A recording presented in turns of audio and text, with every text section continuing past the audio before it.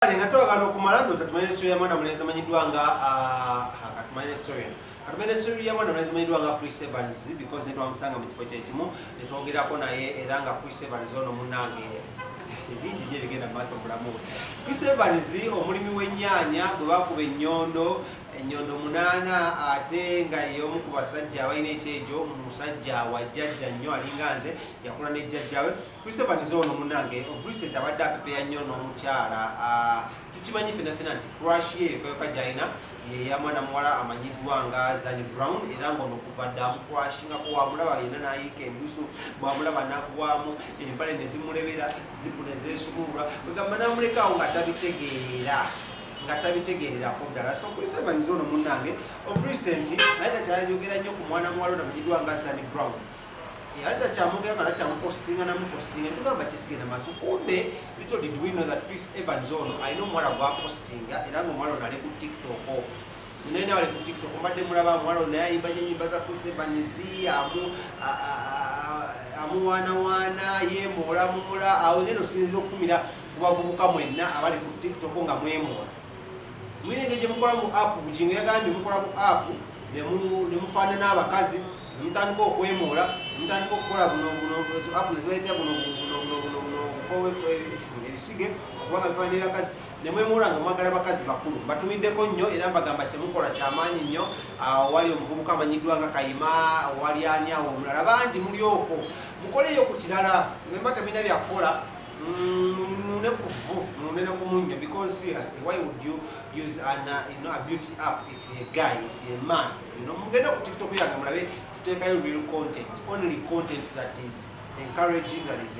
empowering people, content and never remember to call them challenge. You don't pay more than your chest mania no quality. Anyways, it's your freedom. We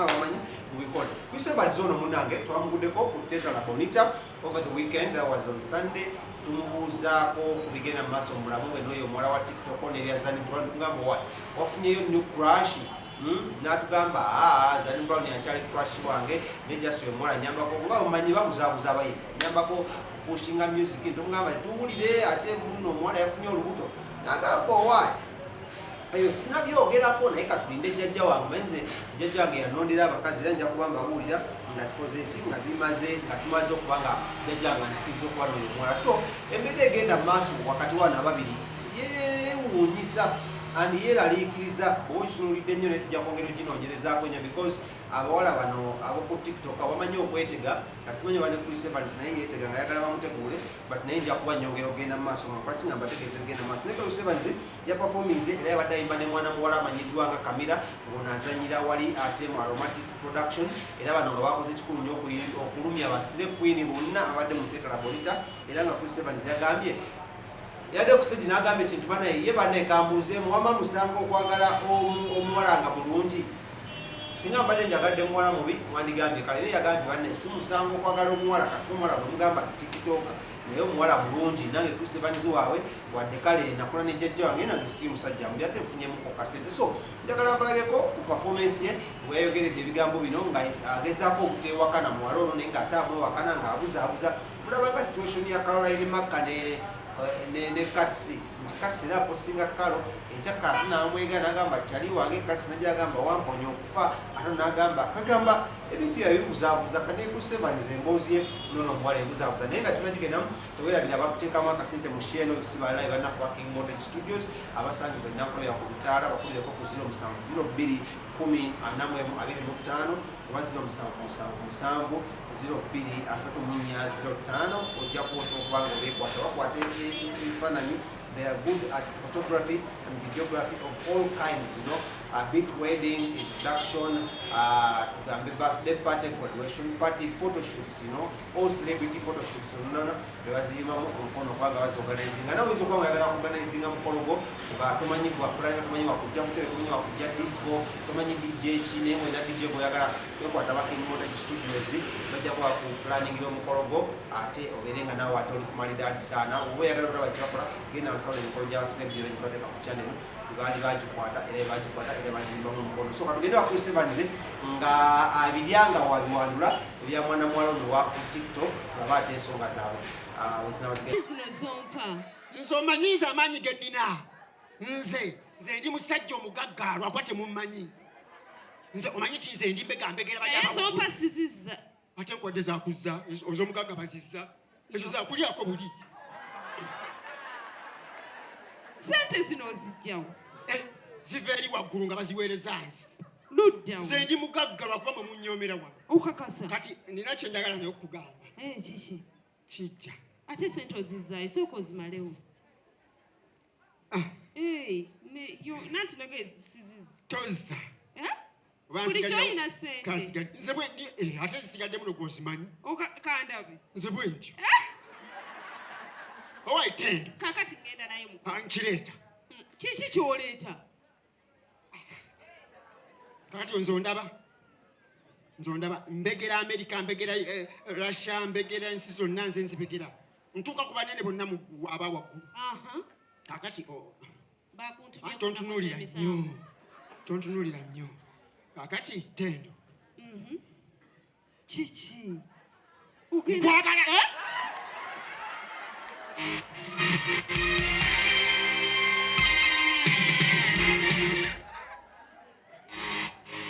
katemba kyono yenna agenda mu maaso kiki ekigenda mu maaso wano kati bw'okulabula omulundi ogusembayo toddangamu ne bw'okirowoozangako obulowooza bw'oti onoonyanga banne bwe mufaananya enviiri n'omanyiira abo ze toddangamu okumanya ate ne sente sizizza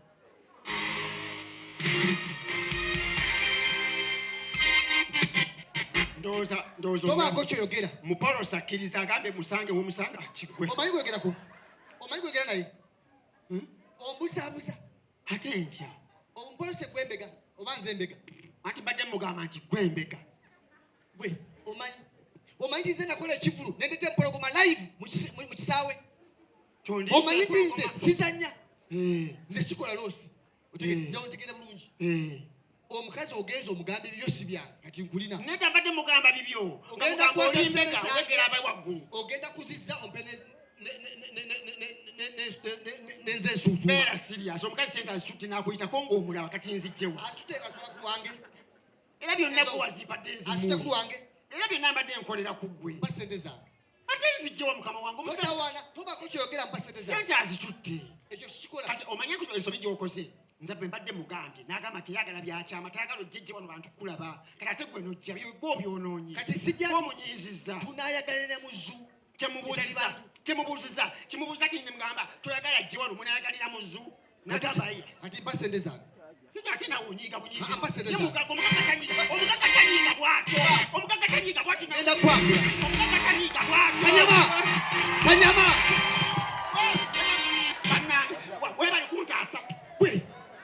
kiki mutawaana omanyi kyokoze doni olaba b'oddusizza abadde nzibye mutawaana akyate kristo omusajja nzibye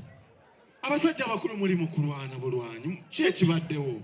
mbuwadde sente zange andeetera omukyala mu kifo ky'omundeetera anzire bubbi yamukwanye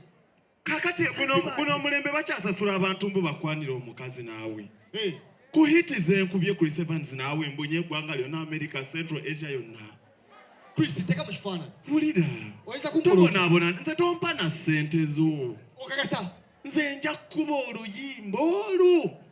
oyo maama fiina agenda kujja afukamidde bwa nze nkubuulira kiwedde bwe kiba bwe kityo kola ekyo gwe tobonaabona bw'omuleeta ajja kuwa buli kimu mulondodde ebbanga ddene nkoze buli kimu mwesibyeko tuwayiriza aganye enkoofiira eterere ku mutwe gwe manya agenda kujja afukamidde ati Chris mulinze nkutadde